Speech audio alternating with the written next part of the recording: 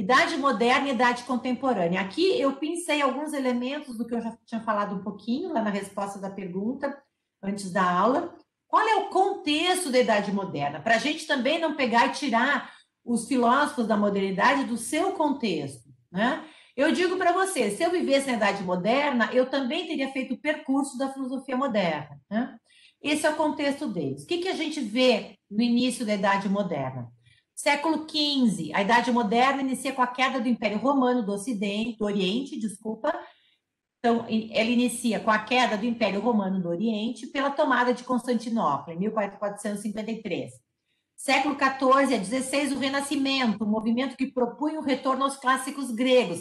Lembrem, Agostinho retornou a Platão, Tomás de Aquino retornou a Aristóteles. Então, não era isso, esse renascimento ele foi gerado, gestado, né? Foi gestado na Idade Moderna, na Idade Média, né? Para depois, na modernidade, se colocar como contraposto, né, aquelas interpretações cristianizantes, né, de Platão, de Aristóteles, e tentando buscar mais fiéis, né, ao que seriam esses filósofos no mundo que eles viviam, e não no mundo que dialogava com o mundo cristão. Então, esse renascimento, ele propõe um retorno aos clássicos gregos, e que foi feito nessa transição do sistema feudal para o capitalismo. Então, os gregos foram utilizados, né, por essa população que começava a enriquecer e ter contato com a cultura, né, começaram a ter contato com a cultura grega via, né, os pensadores da Idade Média, e começaram a dizer por que não pensar, então, a Idade Média sem por eles mesmos e não através desses pensadores. O que nós temos aí, século XV e XVI também? As grandes navegações, que foi uma grande crise na humanidade, especialmente dentro da igreja cristã. O cristianismo achou que o mundo todo já era conhecido, o mundo era, né, daquela forma, não era redondo, não tinha mais mundo depois além daquele conhecido, e que então Cristo logo ia aparecer, porque afinal Cristo tinha dito que depois que todo mundo tivesse contato com o cristianismo, ele iria voltar e acabar com a dor, com o sofrimento, etc. E de repente descobrem que a Terra é redonda e que dos outros lados tem vários povos, né, com outras culturas, outras línguas, e que esses povos não tiveram contato com o cristianismo. Então, vejam como para eles foi uma frustração também, sem falar, acompanhado com a frustração que o clero estava perdendo o poder, porque ele era apoiado pelos monarcas e pelos nobres, e os nobres estavam perdendo o poder. Com as grandes navegações, começou o mercantilismo, o acúmulo de capital. Então, o capital, ele vem, essas grandes navegações, ao explorar, né, as colônias e trazer dinheiro de novo, né, lá para a Europa, o que acontecia? Aquelas pessoas que tinham investido seu pequeno dinheirinho, porque as grandes navegações foi a primeira bolsa de valores que existiu no mundo, né?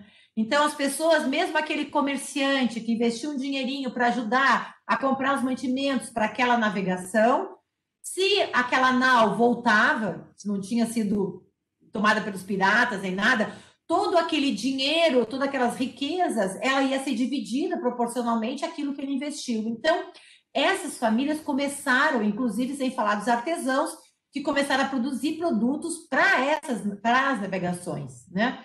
Então, todo esse comércio começou a ser feito e começou a dar voz a uma população que não tinha voz antigamente. O que coincide com isso? Século XVI, a Reforma Protestante, como uma reação aos abusos ocorridos na Igreja Católica, especialmente a venda de indulgências, que era feita unida com os monarcas e nobres, né, para se manter o status quo, inclusive manter as guerras e manter a dominação dos países dos monarcas que estavam de acordo com o Papa Romano, manter a dominação desses países sobre os que eram contrários à dominação, né? Então, Lutero, ele não tinha o objetivo de criar uma nova religião, mas ele estava num país, a Alemanha, em que a Alemanha tinha que dar as suas melhores terras, seus melhores frutos para Roma, para a Igreja de Roma, né? Então, quando Lutero colocou aquelas, né, todas aquelas suas sentenças falando do contrário, a venda de indulgências, etc.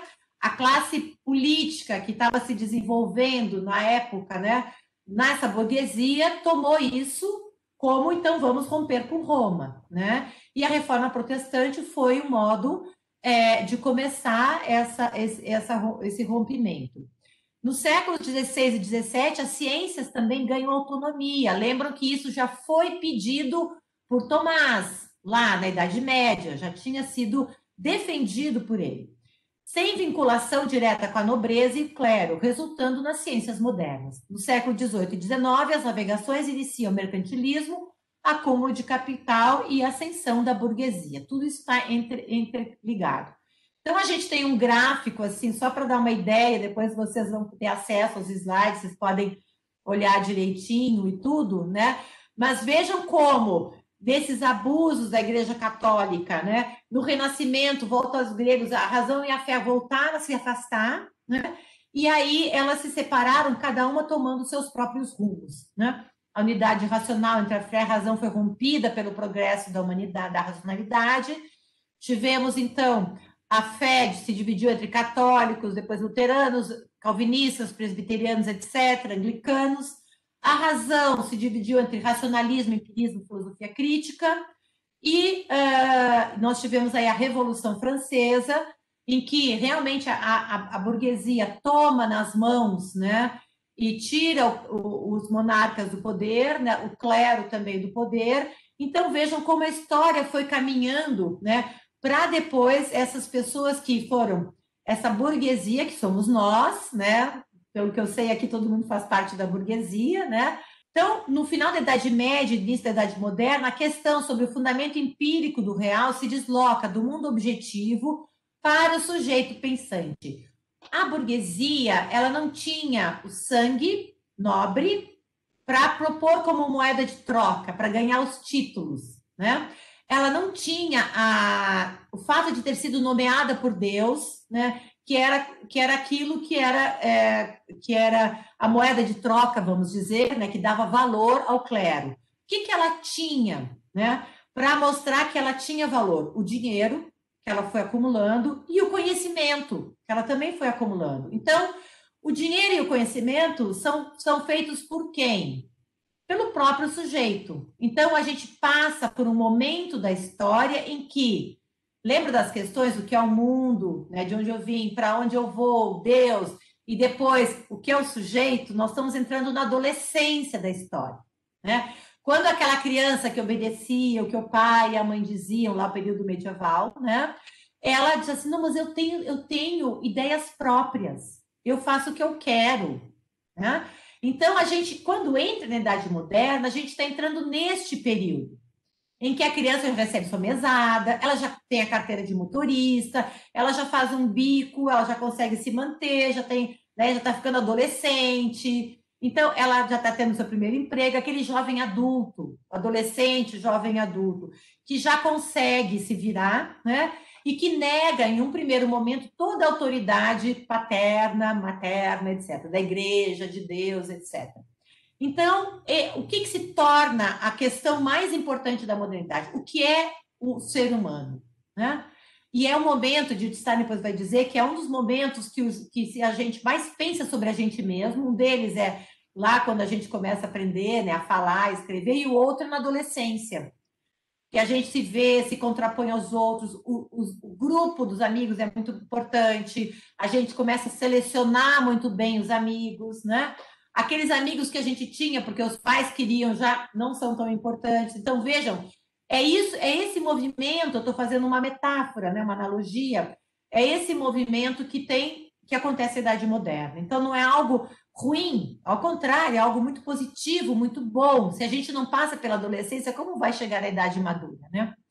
Então, passa-se a falar da realidade pela mediação da subjetividade. Eu posso, eu quero, né? Desenvolve-se, então, um novo método de investigação, porque na Idade Média é Deus me diz o que eu posso, Deus me diz o que eu quero, né? Lá na idade grega, né? Era uma idade em que a criança estava começando a caminhar com as próprias pernas, né? descobrindo o mundo, mas também já olhando para outros, para o pai, para a mãe, para o tio, para o irmão mais velho que ajudavam, né? E aqui é o sujeito que se pensa ele mesmo. Eu não quero mais desbravar tanto que está fora de mim, mas eu quero me desbravar, eu quero me conhecer, né? Então, desenvolve-se um novo método de investigação e conhecimento, apoiado apenas na razão e na experimentação científica. Naquela época da modernidade, não se tinha tanto conhecimento do que a gente tem de hoje, do que é o ser humano. Então, como se precisava um conhecimento que fosse contraposto a tudo que tinha se falado antes, então é o quê? É o ser humano que pensa com razão natural, isso eles pegaram lá dos gregos, né? E a experimentação científica é um ser humano que observa e vê a regularidade das coisas e pode falar de leis que existem, mas essas leis são criadas por ele. Logo, a gente vai ter o fundamento dessas duas correntes, o racionalismo, que é como eles bebendo lá do logos grego, sem pensar na metafísica, né, se afastando da metafísica, mas mantendo o logos grego, e o empirismo, que é partindo da observação da natureza. São as duas correntes que a gente vai ver na modernidade, as mais importantes. Então, a filosofia moderna vai substituir o tema Deus, da filosofia medieval, pelo tema homem. Homem aqui como ser humano. E aí, então, nós temos essas duas correntes que vão logo se contrapor, né? Que, como eu falei para vocês, elas estão surgindo de dois campos que eram dois campos que eram usados pela burguesia nascente, né? O Renascimento, o racionalismo, aqueles pensadores, né, que não eram mais vinculados ao clero, à nobreza, né? E também por aqueles desbravadores, aqueles cientistas, observadores da natureza. Então, o racionalismo é esse lado aqui, né? O lado daqueles que procuram pensar o ser humano a partir do próprio pensar. Então, o racionalismo moderno, como corrente filosófica, inicia na França, no século XVII, com aquilo que a gente chama a virada antropocêntrica, que foi feita por Descartes, que nasceu em 1596 e morreu em 1650. Ele teve também o racionalismo com outros grandes expoentes, Spinoza e Leibniz, e vai se difundir rapidamente na Europa com oposição ao empirismo. A gente vai ver a questão geográfica também. Surge como uma reação à orientação filosófica medieval, em crise pelas ideias do Renascimento, aquele Renascimento, como eu falei para vocês, pela Reforma Protestante, que mina os princípios da autoridade doutrinal da Igreja e também pelos êxitos do método científico. Quais são as principais características do racionalismo? É importante a gente conhecer, porque nós ainda hoje continuamos embebidos dessas duas correntes, elas ainda fazem muito parte da nossa cultura, né? Então é por isso que eu privilegiei em falar um pouquinho mais profundamente dessas duas. Quais as principais características do racionalismo? Todo conhecimento deriva do exercício da razão e se propõe a dar uma descrição absoluta do mundo, não influenciada pela experiência de nenhum observador. Aí há um ponto bem chave. É como se a razão, né, aquelas perguntas de onde eu vim, para onde eu vou, que é o ser humano, agora eu vou fazer uma metáfora como um bolo. Meu mingau virou um bolo aqui, né? Um bolo que é o bolo de como a gente conhece essas três coisas. O racionalismo, ele pega uma fatia deste bolo, o que é bacana, porque graças a escolher uma fatia, ele vai poder aprofundar de um jeito que na filosofia medieval e nem na filosofia antiga tinha sido aprofundado. Então, o racionalismo, ele pega essa fatia do bolo, só que ele vai dizer o seguinte: esta fatia é todo o bolo. O que está fora da fatia não é bolo. Ou então, esse bolo que está fora da fatia está estragado, está azedo, não é bom, não comam, tem veneno. Só isso aqui é o bolo de verdade. O bolo realmente é esta fatia. Essa que foi a tendência, não dos próprios filósofos do racionalistas, mas do modo como a história foi lendo, foi interpretando o racionalismo e foi levando em frente, contrapondo ela ao empirismo. Então, voltando ao racionalismo, a fatia do bolo racionalista. Na base do conhecimento está apenas o sujeito pensante. Há uma confiança ilimitada na razão, nas ideias, nos pensamentos, independente do vínculo deles com a experiência. Então, o racionalismo já parte da ideia de au-au, desconsiderando o percurso do au-au, não au-au, au-au, não au-au, que os seres humanos fazem para chegar até a ideia. Então, eles partem da ideia de que todos nós já nascemos, né, com essa capacidade, com essas ideias, que, de certa forma, vão ser só ativadas, né, pelo confronto com as coisas, com os outros seres humanos, mas elas já estão lá conosco, elas fazem parte do nosso ser. Então, o ponto de partida do conhecimento são as ideias. Então, ele não é a relação de contraposição com o que é o au, não au, com a experiência que a gente faz no mundo empírico, que vai nos permitir dar um salto qualitativo e ir para a ideia, né? Não é isso, para o racionalismo, mas são as ideias que já nascem conosco, que vão nos permitir, ao serem confrontadas com toda a experiência, a encontrar o conhecimento. Então, os sentidos não nos ajudam. Os sentidos são subjetivos. Sentidos, para mim, uma coisa é boa, para o outro não é. Logo, eles não são confiáveis. É aquela parte do bolo que não é gostosa, não é boa, a gente não deve comê-la. Há, então, para o racionalista, uma relação direta entre pensamento e realidade. A conexão das ideias é a mesma que a conexão das coisas, ou seja, só é verdadeiro aquilo que eu penso como verdadeiro. Então, se existe um au-au na realidade, é porque existe um au-au antes da realidade na mente do sujeito pensante. Então, essa é o modo como eles justificam, né? É um platonismo levado, né, à sua dicotomia absoluta, que não está em Platão. Nós não vamos falar sobre isso nesse curso, né? Mas esse platonismo é pegar um copia, corta, né? Copia, corta e traz para o mundo de hoje Platão, pegar o mito das cavernas, né?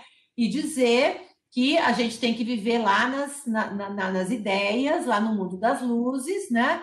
E voltar para a caverna é um atraso de vida. A gente tem que ficar lá no momento no lugar das puras ideias.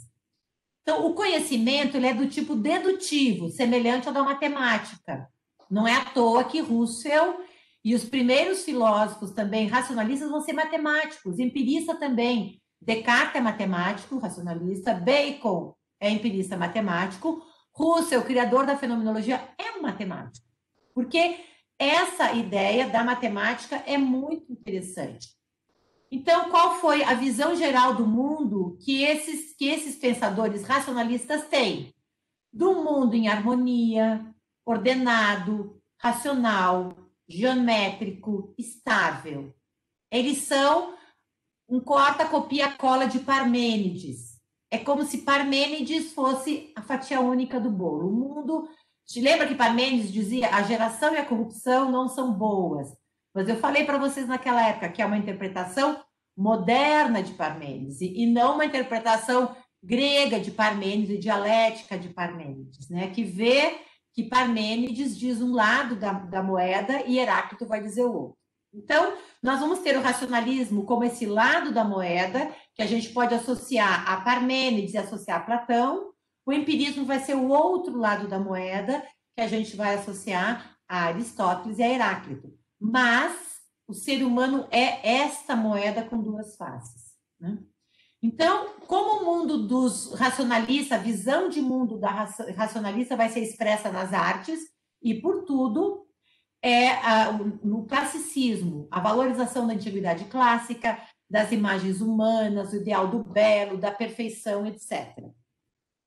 Então, René Descartes foi aquele primeiro filósofo desde a antiguidade a apresentar a si próprio como um inovador absoluto. Veja como realmente Descartes, ele montou a cavalo no espírito do tempo, né?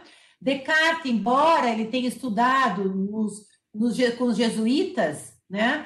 Ele era um cientista também, matemático e cientista, né? Tinha escrito uma teoria sobre o céu na mesma época de Galileu, né? Viu que o modo como Galileu tentou sustentar sua teoria, pegando, em parte, argumentos na Bíblia, em parte, argumentos da ciência, não deixou ninguém contente, nem os cientistas e nem dentro da igreja, né? Ele foi chamado a atenção pelos dois, isso a história não conta desse jeito.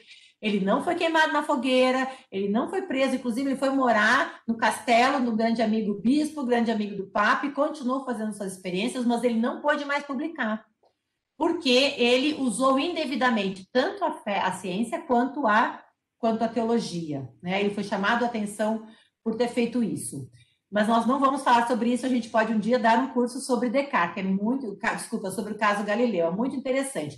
Mas Descartes, vivendo naquele tempo, ele percebeu que era preciso pensar um método totalmente afastado da igreja, daquelas pessoas que estavam na igreja. Então, ele se apresentou como o inovador, né?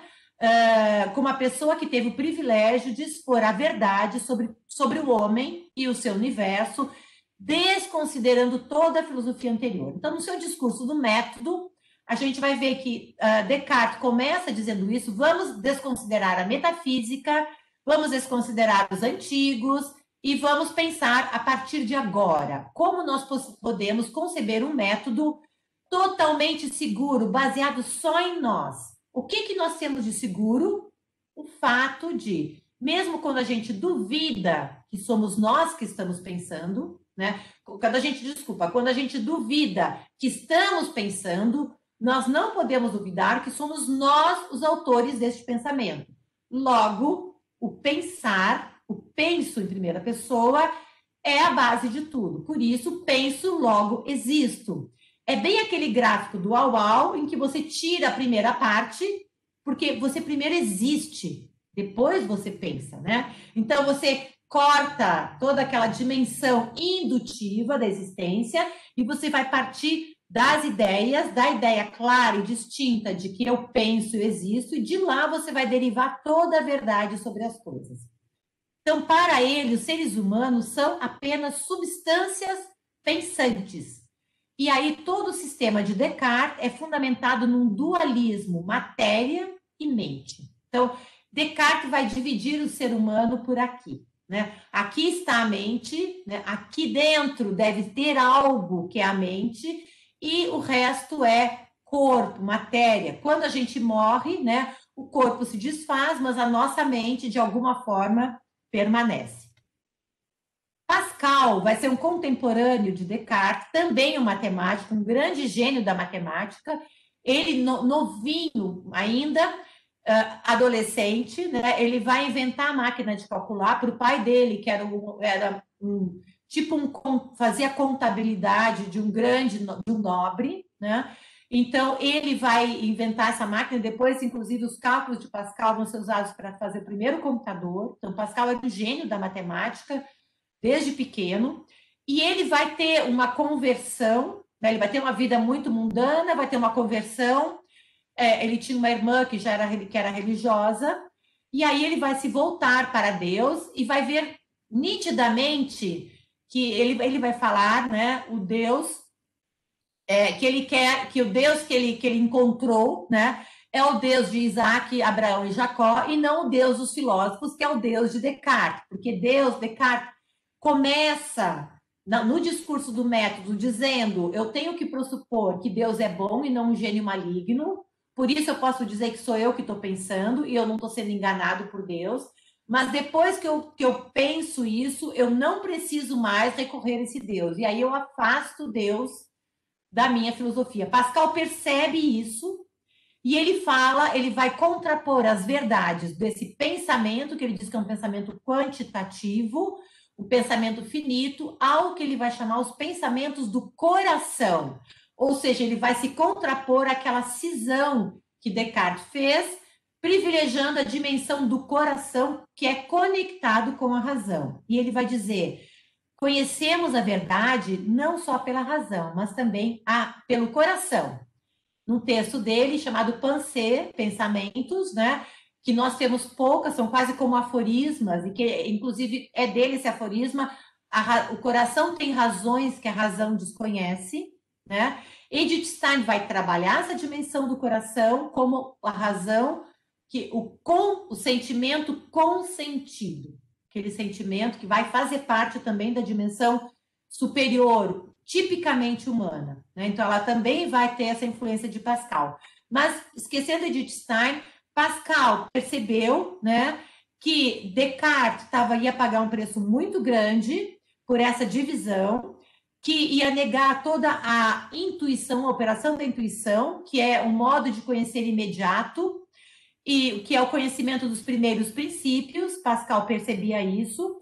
Por exemplo, quais princípios o que ele usava na matemática? Existe o tempo, existe o espaço, o movimento, os números. E vejam, depois Russell vai retomar esse caminho de Descartes, Pascal, né?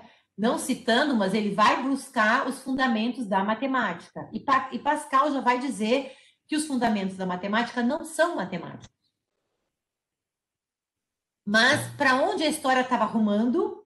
A história estava indo para essa ascensão da burguesia, do mercantilismo, do capitalismo, da distinção de classes, etc. Então, Pascal, não foi levado em consideração como um grande pensador.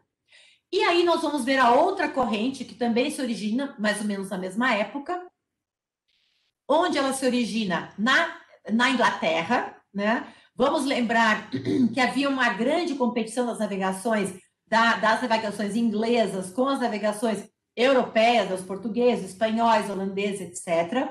Os ingleses até hoje dizem que eles são um continente, que é uma ilha, né? Até hoje eles dirigem no lado contrário, e foram eles que propuseram o Brexit, ou seja, inclusive Hegel falava isso dos ingleses. Eles acham que a cultura dele é a única válida, né? E a gente, de certa forma, pode trazer um pouquinho isso para os americanos, né? Para a América do Norte, que foi colonizada por ingleses, né? Então, os ingleses logo em seguida disseram: não, mas não é só do pensamento. Tem tanta gente que observa, olha as ciências, observa a natureza, e da natureza, dessa observação, que é feita pelos 5 sentidos, consegue perceber o que as coisas são. Então, o empirismo, esse movimento que se origina de empiria, que é experiência, ou empeiros, que é o experimentado em grego. Seus precursores vão ser Francis Bacon, também matemático, Thomas Hobbes, e a partir deles vai se desenvolver de um modo mais sistemático em Locke, Berkeley, e vai atingir o seu ápice em David Hume, que chegou a ponto de negar o princípio da causalidade. Lembra o primeiro princípio da razão, que a gente leu, viu, que já foi usado implicitamente por Hesíodo ao fazer uma genealogia dos deuses no seu texto Os Trabalhos e os Dias, e depois ele foi intuído em Hesíodo, depois ele foi tomado pelos filósofos pré-socráticos ou filósofos da física para pensar uma primeira causa que originaria o mundo. Então, Hume chega a ponto de dizer: este princípio não existe. Se a gente diz que uma coisa leva a outra, é um hábito da associação. Vamos ver que visão de mundo o empirismo vai gerar, então, no mundo, né? Quais são as principais características? Não reconhece os principais conceitos da filosofia fundamental, daquela proto-filosofia ou metafísica, a causalidade, a alma, Deus e a liberdade humana. A gente depois vai ver que o racionalismo também não vai aceitar, mas por motivos diferentes. Mas por quê? Porque quem estava defendendo esses princípios era a igreja, que passou por todo esse processo de decadência e tal, inclusive para depois se reformular de novo, né? Com uma outra postura. Então, na base ou fundamento do conhecimento, para o empirismo, está apenas o mundo objetivo. Então, o que eles fazem? Aquele gráfico do Uau, eles vão negar o salto qualitativo e vão negar a segunda parte, que é a parte dedutiva, e vão ficar apenas com a parte indutiva, né?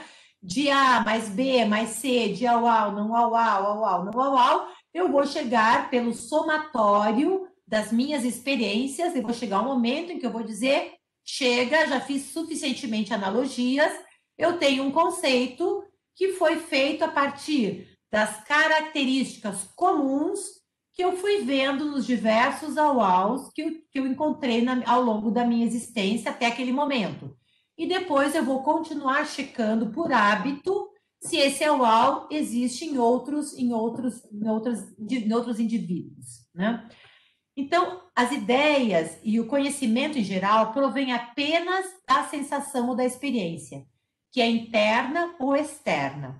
Por que a experiência interna também tem que ser levada em consideração? Porque os empíricos têm o problema de como eu sei, como eu falo de um unicórnio. Eu posso falar de um unicórnio e todo mundo entende quando eu falo isso, um ser mítico, porque eu já vi no mundo empírico um cavalo, eu já vi no mundo empírico que é um animal que tem um corno, eu sei que é um corno de um animal, e eu sei que o unicórnio é o somatório dessas duas coisas. Logo, a minha experiência interna me permite, baseado nas sensações externas e na minha compreensão do que são as coisas externas, eu posso chegar a esses conhecimentos.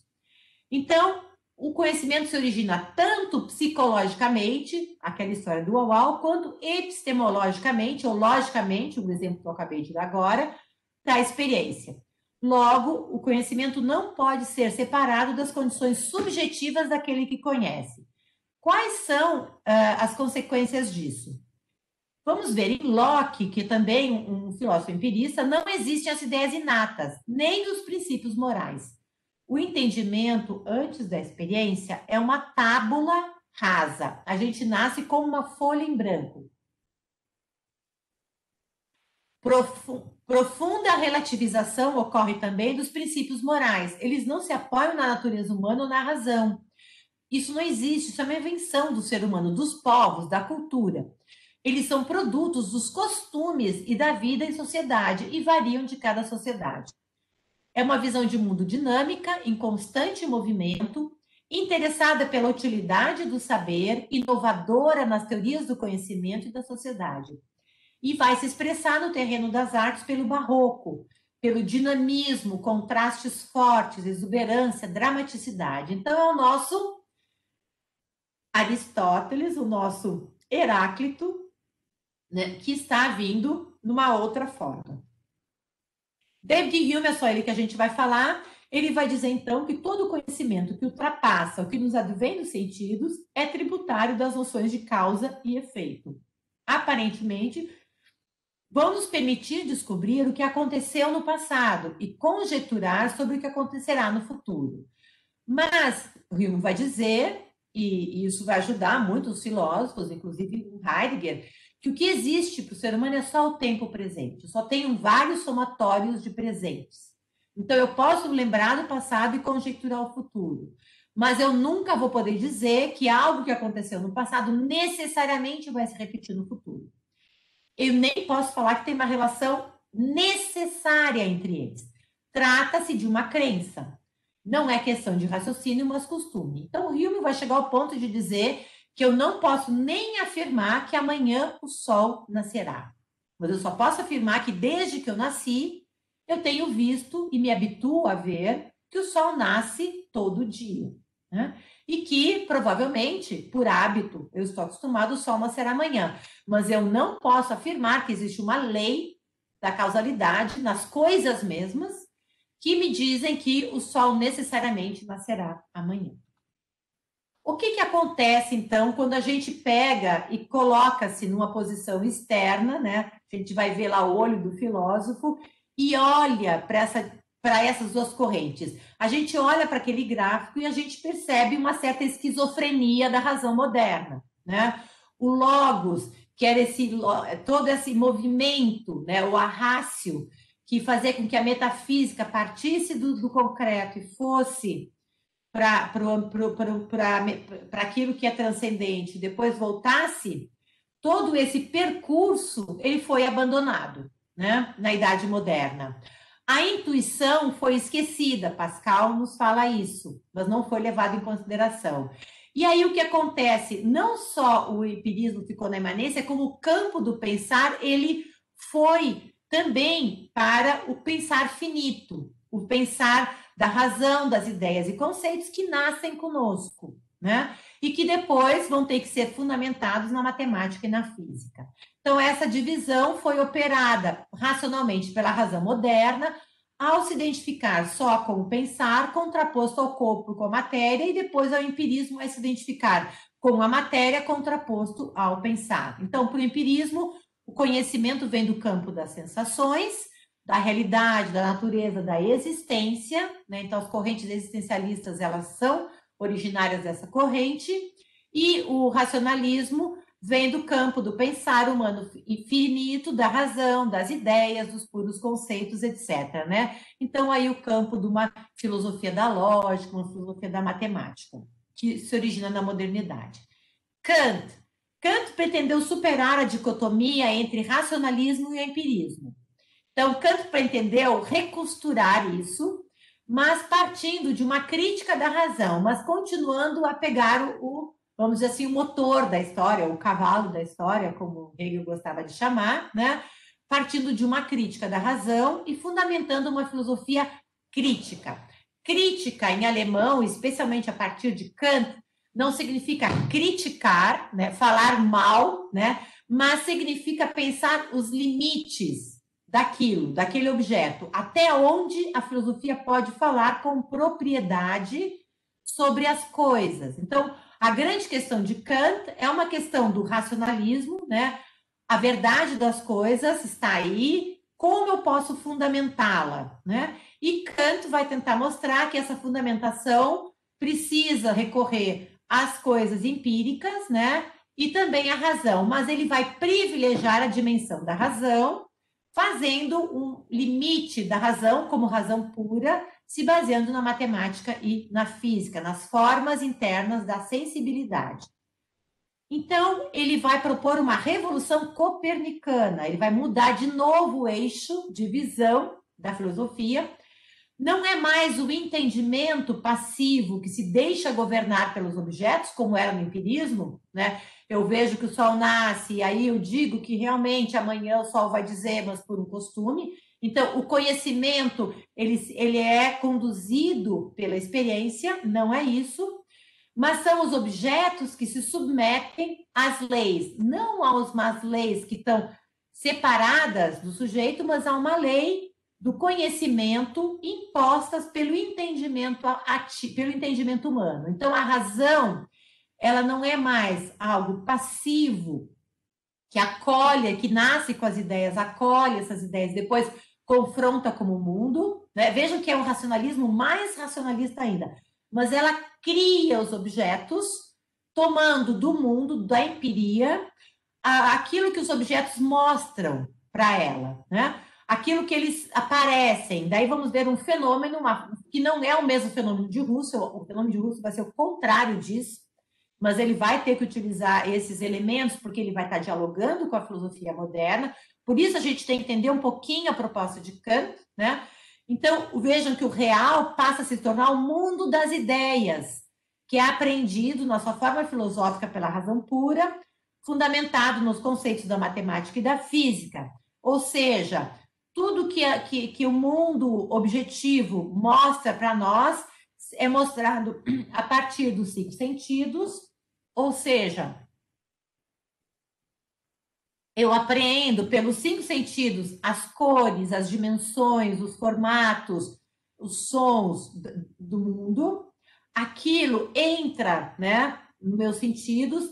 Dentro dos meus sentidos, aquilo é acolhido por algo que Hegel vai dizer que são as formas puras da sensibilidade que nós temos em nós, que é o espaço e o tempo. Tudo que nós vemos no espaço e no tempo. Este copo, a gente só pode falar de copo como este copo, não como a ideia de copo. A gente não pode falar da ideia de copo, porque a ideia de copo não existe, ela existe na minha fala, né? Mas a gente, naquele circuito total, né, do racionalismo, idealismo e empirismo, a gente consegue entender uma redício completa, indução, dedução. A gente sabe que a ideia de copo e o copo não estão dissociados. Para Kant, o que eu tenho aqui, eu só posso ter um copo porque eu vejo um objeto no espaço e no tempo, no meu hoje e nessa dimensão. O que eu capto é a dimensão espacial disto, né, que eu estou pegando com a minha mão, e a dimensão temporal. Mas o que seria um copo por ele mesmo, ou o que seria este copo sem eu captar pelo espaço e o tempo, eu não posso falar. Então, com Kant, ele pagou um outro preço, é como se tivesse Descartes e Hume estivessem jogando pôquer. Chega Kant, chega Hume e Descartes, os dois blefam, né? O empirista, os racionalistas blefam, e não se consegue chegar a um resultado porque ninguém quer mostrar as cartas. Chega Kant e mostra, blefa maior ainda e mostra as cartas. E consegue, na cabeça dele, ele consegue ganhar as duas mesas, porque ele consegue responder o empirismo e o racionalismo também. Nós vamos ver que Husserl vai ser crítico disso, embora ele se coloca nessa mesma corrente de Stein também. Porque o que acontece com Kant? Ao dar essa carta mais alta, ele vai perder o acesso ao mundo real, o mundo do que ele vai chamar das coisas em si. Este copo em si mesmo, dele eu não posso mais falar, eu só posso falar deste copo tal como ele está sendo segurado por mim aqui, neste momento, com a água que eu uso para beber. Né? Então, perde-se o acesso ao mundo separado, ao mundo que não está no espaço e no tempo naquele momento no sujeito. E aí vai sobrar o grande problema de Kant, que era um pietista religioso protestante, é como eu vou justificar, então, a ideia de Deus, de liberdade, de imortalidade da alma, que são importantes porque estavam lá na metafísica.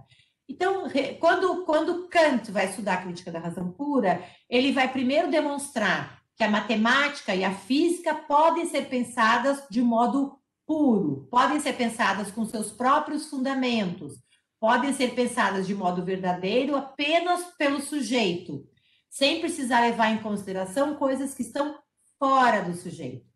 Então, ele vai dizer a razão pura é a razão daquilo que se baseia na matemática e na física. A matemática, porque dela se origina a noção de tempo, e na física se origina a noção de espaço. E as ideias da imortalidade da alma, da liberdade de Deus, elas só podem ser postuladas pela razão prática, mas elas não fazem parte da razão pura.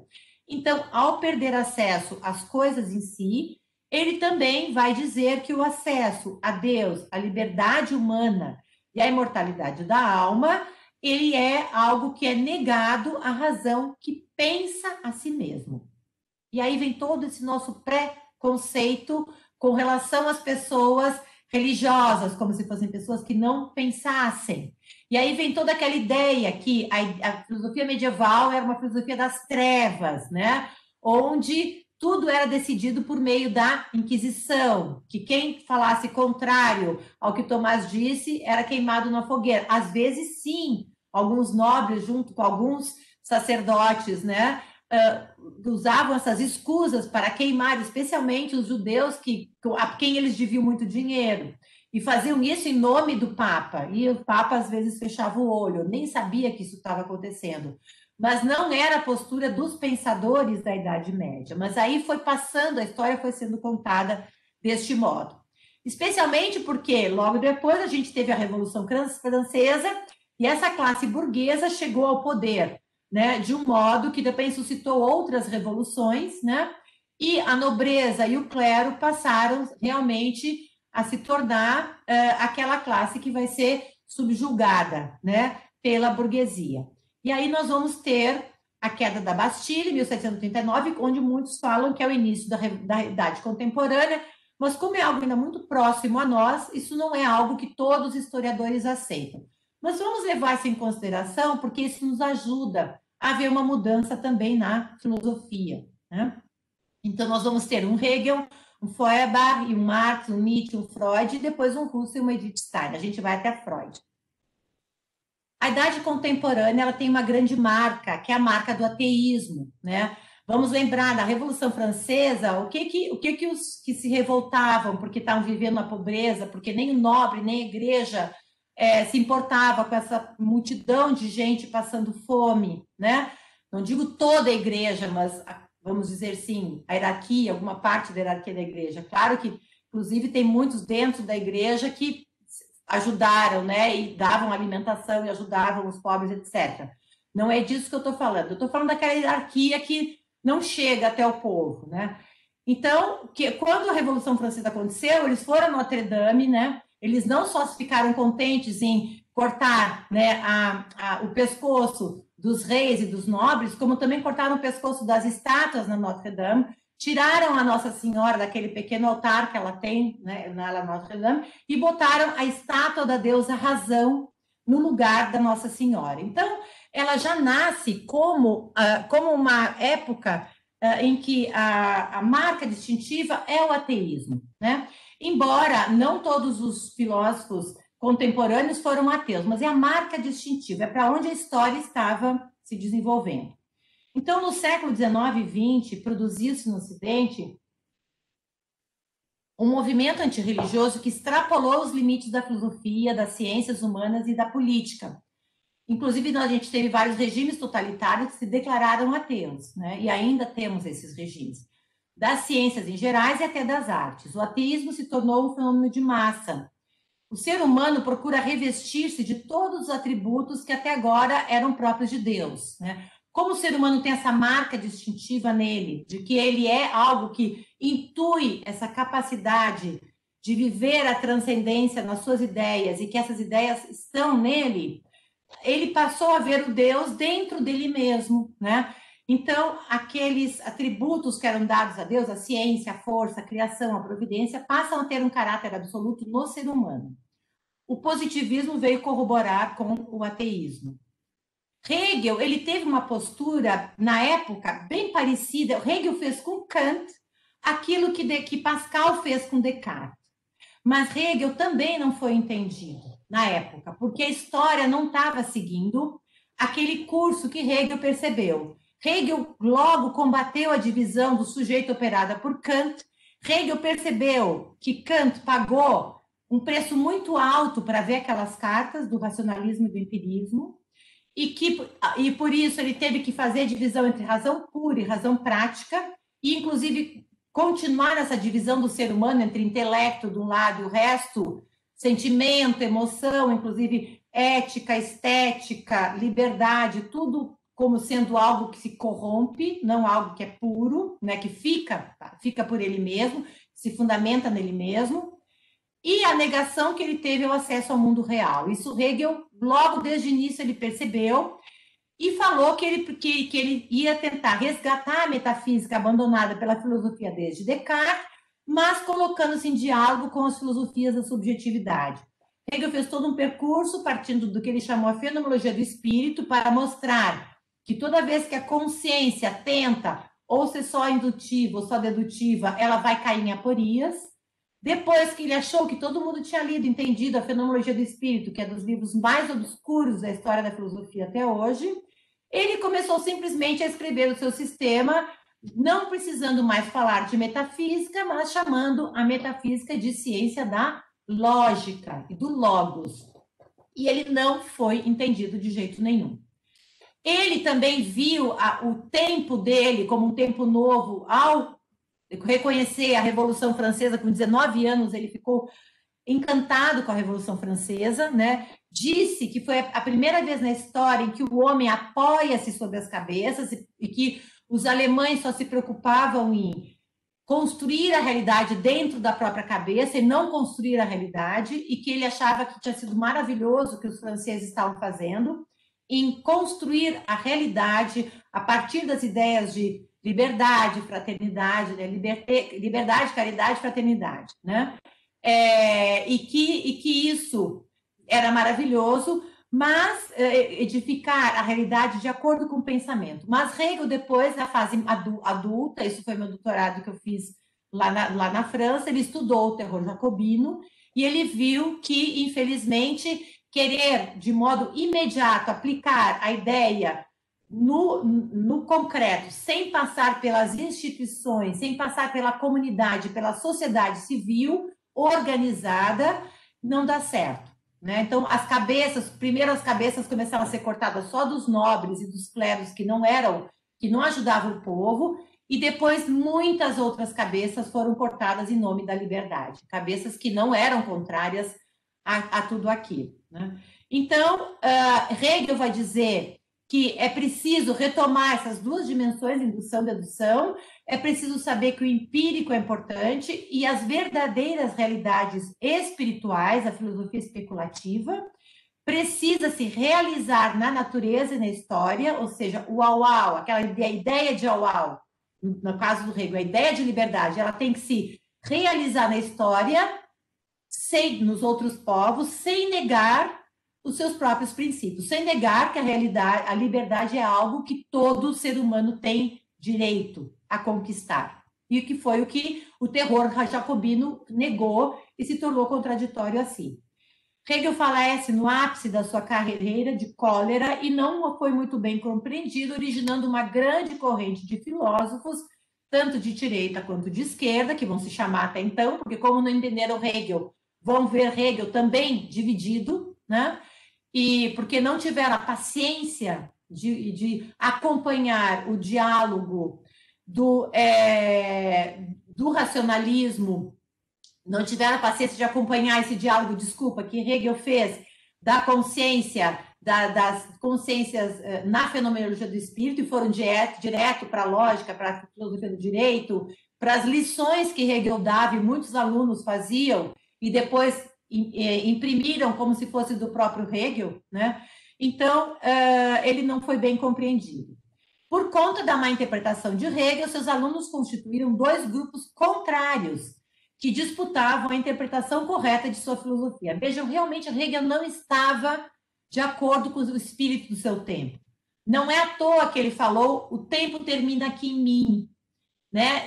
O tempo que vem depois de mim vai ter que ser um tempo novo, porque ele antes de morrer disse: ninguém me compreendeu, e o único que eu achei que tinha me compreendido me compreendeu mal, e provavelmente foi Feuerbach, porque Feuerbach foi um grande aluno de Hegel, que depois, ainda quando Hegel estava em vida, ele começou a criticar Hegel, porque também as ideias de Hegel foram começadas a utilizar pelo governo, pelo Império Prussiano, para sedimentar a ideia do império forte, de um Estado forte, em que os indivíduos não eram levados em consideração. Então, muita gente até hoje diz que a filosofia de Hegel não favorece o indivíduo, o que não é verdade. Se a gente lê a fenomenologia, ela é toda baseada no percurso do indivíduo, que se reconhece como indivíduo na comunidade, e a comunidade se reconhece como comunidade no indivíduo, então não tem essa cisão. Mas ele foi entendido dessa forma, a história assim fez, então vamos seguir a história, porque nós queremos terminar logo, inclusive porque o nosso tempo está bem avançado. Por conta da má interpretação, eles constituíram esses dois grupos e disputaram a interpretação correta de sua filosofia, os de direita e os de esquerda. Mesmo tendo sido seu discípulo por muitos anos, Feuerbach o critica e assume a posição de um dos principais representantes da esquerda. Feuerbach vai desenvolver uma crítica da religião em suas obras, porque Hegel, os primeiros escritos de Hegel são escritos sobre religião. Hegel era um protestante, estudou para ser pastor, depois decidiu não ser pastor, para ser professor, filósofo, casou, teve filhos. Não que o pastor não casasse, mas ele quis viver da filosofia, né? Inclusive dizia que a oração diária do filósofo é a leitura do jornal cotidiano, né? Hegel trouxe de volta a história para a filosofia, trouxe de volta o mundo real para a filosofia, que tinha sido afastado por Kant, né? E ele continuou a tratar até o final da vida dele, né? O exemplo, o modelo da filosofia que pensa o seu tempo presente é o Deus transcendente que se encarna na figura de Cristo e que se deixa morrer numa cruz como sendo o pior de todos e ressuscita, né? Então, para ele, há uma analogia entre a filosofia que aceita se debruçar e ler, sujar, ele diz, é uma metáfora linda de Hegel, a filosofia que aceita sair da sua pureza e da bela alma, de Kant, e sujar as mãos à natureza na história e pensar o presente, né?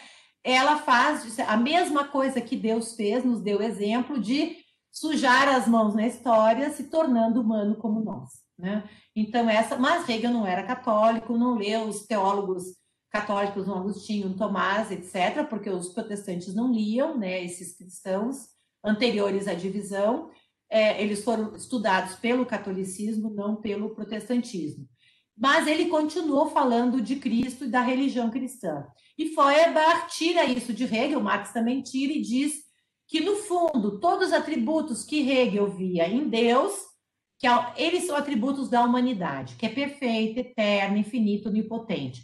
O que Feuerbach fez? Feuerbach simplesmente fez o que todos os outros discípulos, todos os outros filósofos que se contrapõem da modernidade, que se contrapõem à metafísica, fizeram. Feuerbach escolhe um conceito da sua filosofia e dá a ele um peso metafísico, porque a filosofia em Feuerbach não é um ente concreto, que você pode descobrir a partir dos 5 sentidos, mas é uma entidade praticamente metafísica, né? Então, a humanidade, segundo Feuerbach, é algo que quando o indivíduo nasce está antes dele e o indivíduo sabe que ela vai continuar quando ele morre. Então, não é mais Deus, é algo que está aqui no espaço e no tempo, que é finito, onipotente, etc. É uma ideia da razão. Então, Kant realmente pegou o trem da história, é uma ideia da razão, mas que o ser humano vê e a projeta como se fosse Deus, né? Marx estudou Feuerbach e admirou muito a análise da alienação religiosa que Feuerbach diz. Feuerbach diz que o homem que olha para Deus, ao invés de fazer aquilo que Hegel diz, olhar para Deus e perceber que, da mesma forma que Deus se fez homem, eu não posso ficar no ambiente só das teorias, porque eu me alieno, mas eu tenho que voltar ao ambiente da minha vida pessoal concreta. Isso é alienação em Hegel, né? Feuerbach vai dizer que essa alienação, esse Deus que a gente alienou, foi criado pelo ser humano, porque no fundo o ser humano vê a humanidade, né? E essa alienação é algo que o ser humano tem a tendência, é uma doença da razão, mais ou menos como Kant tinha dito que era uma doença da razão, querer pensar Deus, a liberdade, a imortalidade da alma, a partir da matemática, da física, da razão pura, que isso não estava correto. Então, Marx vai dizer, muito boa a alienação de Feuerbach, mas ela está fundamentada em uma natureza humana que é uma essência imutável de humanidade. O Roto falando do rasgado, porque Marx percebeu que o conceito de humanidade em Feuerbach era um conceito metafísico, mas não percebeu que o seu próprio conceito de proletariado também será um conceito metafísico, porque, gente, independente da gente dizer que nós pensamos só por indução ou dedução, para poder fazer esta afirmação, a gente precisa passar por todo o raciocínio lógico. Então, não é que esses filósofos pensavam só de um jeito ou do outro. Eles negavam essa redício concreta porque eles privilegiavam uma fatia do bolo, mas eles continuavam falando como o bolo inteiro. Então, por mais que eles tentassem pensar em algo que fosse totalmente imanente, o ser humano sem as ideias qualitativas não fala, não pode nem falar, né? Então, o que o Marx fez? Marx percebeu isso em Feuerbach, mas não percebeu que ele usou vários conceitos hegelianos, né? De um modo de cabeça para baixo. Ele disse, né? Ele usou o conceito de alienação e vai colocá-lo de cabeça para baixo, porque para Marx, toda alienação, ela não se refere a Deus, mas é uma alienação econômica. Não é um Deus que explora e que vai dizer, pode sofrer porque a vida eterna é só depois, mas é o patrão que explora o empregado dizendo, você trabalha porque afinal sou eu que detenho os meios de produção e você vai ser obrigado a trabalhar porque você não consegue ter esses meios de produção. Então, vejam se de certa forma aconteceu nesse momento da história praticamente algo muito parecido com o que acontecia no tempo dos senhores feudais, né? Só que quem detinha a burguesia, que começou a deter poder, começou a querer concentrar o poder e o dinheiro nela, começou a se criar como uma classe superior, em detrimento, né, do povo que continuou sendo aquele povo que sofre, como ainda continua até hoje. Todos esses sistemas utópicos, né, que propõem um mundo que vai se resolver, mas que nunca, não partindo do mundo real, eles acabam gerando novas ideologias e o ser humano continua seguindo essa saga de não querer se reconhecer nessa sua dimensão, que é ao mesmo tempo imanente e transcendente. Um ser livre e responsável pelos seus atos. Então, o que Marx vai dizer? A única forma de se libertar desse conflito é acabar com a propriedade privada, por meio da luta de classes e instaurar o comunismo científico. O materialismo histórico é a constatação dessa luta que ocorre na história. E Nietzsche, estou terminando os 2 últimos slides, Nietzsche, então, ele está nessa virada, morre na virada dos séculos, mas ele está vivenciando tudo isso. Nietzsche é filhos e netos de pastores protestantes extremamente rígidos, né? Que ele foi criado, né, de modo muito rígido pelo pai e pelo avô, como tendo que seguir a profissão deles, né? Como se ele fosse um pastor. Ele se revolta. Nietzsche, eu digo que ele é realmente a imagem do eterno adolescente, né? Ele se revolta contra essa religião que vem de cima e ele vai propor um ateísmo totalmente niilista, que vai propor que não importa se Deus está vivo ou não, a gente tem que matá-lo para se tornar livre. E com isso ele vai exercer um grande fascínio sobre os homens, porque a história estava nesse momento, né? E ainda está, né? Mas agora a gente já está vendo a história começar a se repensar, os seres humanos estão começando a se repensar se é tudo isso mesmo, né? A questão da ecologia, que pensa os limites da ação do homem na natureza, começou a repensar essa ideia do ser humano como um todo poderoso, como um Deus, né? Inclusive, Nietzsche falou do ser humano como super-homem, como um Deus, que ele não precisa de Deus fora, porque ele é o seu próprio Deus. A realização da sua liberdade está em matar Deus, e a morte é a aurora de uma nova humanidade, Nietzsche vai falar. E ele vai propor como símbolo, ele vai inclusive negar não só a metafísica, como o renascimento também, vai negar até Sócrates, dizendo que com Sócrates se começou uma filosofia dos fracos, dos débeis, daqueles que não têm coragem de viver a liberdade do homem. E ele vai propor que o símbolo sagrado de Dionísio, ou Bacos, que é o deus do vinho, aquele deus que propõe, né, que a vida seja esse liberar-se, né, nas bebedeiras, nas relações carnais, nas cumilanças, etc., que é deixar com que o prazer se exerça ao máximo, né, que é a divindade pagã, que simboliza a exuberância da vida, a sacralização da realidade enquanto tal, né?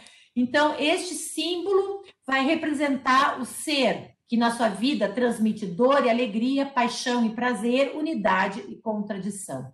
Então, Nietzsche, ainda hoje, é o grande símbolo da modernidade, né? Em todas as feiras de livro, se vocês tiverem a oportunidade de ir em feiras da filosofia, podem ver os livros que são mais publicados e vendidos, reeditados, são os livros de Nietzsche.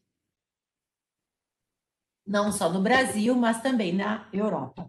E, por fim, Freud. Gente, eu estou falando, eu realmente estou falando de pontos, eu não estou indo profundamente em nenhum desses autores, não estou dizendo que Nietzsche é só isso, que Kant é só isso, que Hegel é só isso, etc. Mas eu estou pontuando como a história foi pegando esses autores, foi trazendo, inclusive, essa visão que tem, que passa para o ensino médio, que depois vai para nós recebemos na faculdade, nós recebemos também lá no nosso ensino médio, fundamental, etc., né? E são essas ideias. Freud, criador da psicanálise, descobre o inconsciente no ser humano através de seus estudos sobre a histeria e com o uso da hipnose. Então, ele vai se contrapor a uma ideia de um racionalismo perfeito, kantiano, que dá conta de tudo, né? Então, assim como Nietzsche, ele vai dizer, não, nós temos algo dentro de nós, que Edith Stein vai dizer a psicologia do profundo, e vai elogiar, inclusive, uma parte, né, dessa psicologia de Freud, né? Que é o grande pensamento da realidade, mas foi visto não como uma fatia do bolo, mas como o bolo inteiro. Todos esses autores eu estou colocando como sendo vistos como o bolo inteiro. O que Edith Stein vai dizer dizer para nós, quando ela vai trabalhar na sua antropologia filosófica, ela vai dizer todos eles são fatias do bolo. E a gente tem que resgatar de novo a ideia de ser humano da antropologia, que se baseia na metafísica aristotélico-tomista, porque ela vai dizer que o bolo ele é infinito, que o ser humano é um mistério. E por mais que a gente tenha fatias, o bolo não, o ser humano não vai se entender totalmente. Então ela vai resgatar, inclusive, o que é bom de Nietzsche, o que é bom de Freud, o que é bom de Kant, o que é bom de Hume, mas as suas limitações, porque foram entendidos como fatias que são o bolo.